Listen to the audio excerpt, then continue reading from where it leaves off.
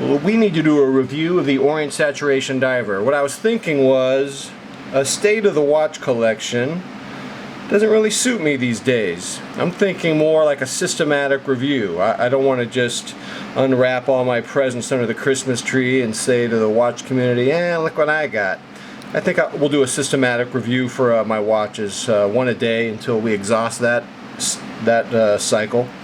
And so for this review, just like yesterday's review of the Citizen ProMaster Sky, which I showed you in both black and silver, we're going to go over look appeal, comfort, build quality, build integrity, versatility, wrist presence, and value. Now the look appeal, of course that is subjective. You're dealing with very classic diver cues, not unlike the 44mm Rolex Deep Sea Dweller. This is, I guess, is Orient Saturation Diver's answer to that. It has very similar cues, probably a little bit thicker. The thickness is more suggestive of the Omega Planet Ocean. Here we have a 45.5mm watch with a pretty high profile, so it's pretty high on the wrist. I do like the balance between the classic styling cues that you're going to get from a diver, obviously inspired by Rolex. You know, pretty much all your big watch companies are coming out with something like that, though I think Omega has its own distinct mark there. But I'm going to give this an A because I like the balance of the classic styling cues with the boldness of the watch. My only problem with look appeal, and maybe I should take a half a grade off this, is that I don't even have it. It's in mummy wrap. I don't like the stock Oyster bracelet. It's just lackluster. Lackluster is all I can say. Mediocre, does nothing to complement the boldness of the watch. So if you can get one of these on sale for $1,000 or buy a used one mint and get this super engineer bracelet from Strapcode, I think the watch is better served. The complaints about the bracelet, though, are not widespread. That's just me. It's a very nice quality bracelet. It's got ratcheting on it. Comfort. Well, clearly, this being thick is going to create some comfort issues for some people who don't like this much weight on their wrist. I don't mind the weight at all. Now, some of you say that a watch this thick has a little bit of flop. It's flopping around. I don't get that at all, but I think Johnny Casual complained that his did have that, and he sold it for a variety of reasons. I don't think that was the only reason. Now, when talking about comfort, though, we really do have to compare it with a lesser priced watch, the Seiko Sumo. And you know, the Sumo is more comfortable. It just is. Sumo's an A in comfort, and so for comfort, we're going to give the Orient Saturation Diver a B. We've got to go with B. Build quality. You know, the Orient Saturation Diver, it has better build quality than the Sumo. It's got sapphire. It has a better clasp on the stock bracelet, even though I'm not a fan of the bracelet, as you know. The crown is more buttery smooth, though to tell you the truth, I don't have a problem with the Seiko crown at all. People say it's wobbly. I don't get that at all. But I do notice that the Orient Saturation Diver is better.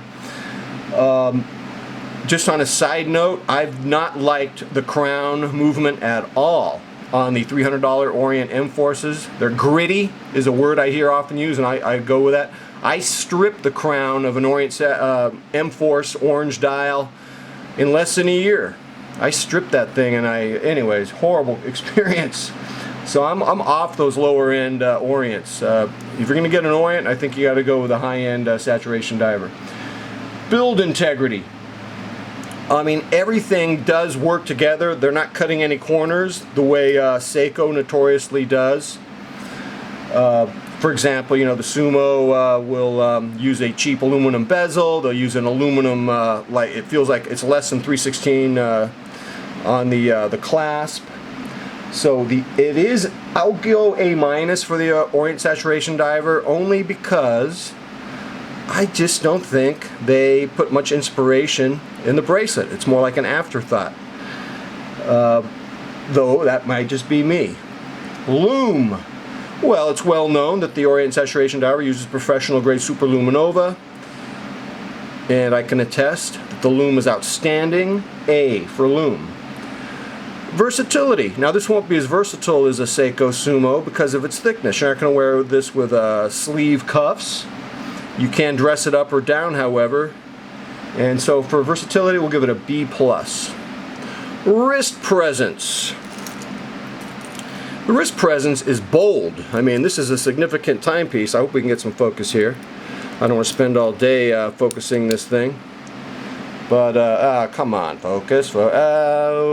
Maybe this was a bad idea. Come on, come on. There you go. Well, that doesn't really help. All you see is a giant mound of fleshy wrist and hand with a watch over. That was a great idea, McMahon. At that, I probably have to go a wider angle for that. But for the significance of the timepiece on the wrist, I'm giving it an A. Interestingly enough, the Sumo, which is 44 millimeters and not as thick, has a wonderful wrist presence also. And so you're looking for something smaller. You're not really compromising wrist presence with the Sumo. For some of you just can't wear a watch as big as the Orient Saturation Diver. Value. That's an interesting question. I don't think you should be buying these new in general. They typically go for about $1,300. I just don't think you should because of the resale value. If you decide to sell it, you're going to find the resale value is not as high as you want, maybe $700 or so. And now I bought mine new, but I did buy mine on sale for $1,000. And so I think either you buy it on sale or you buy it used. Because it doesn't have the resale value of the Sumo,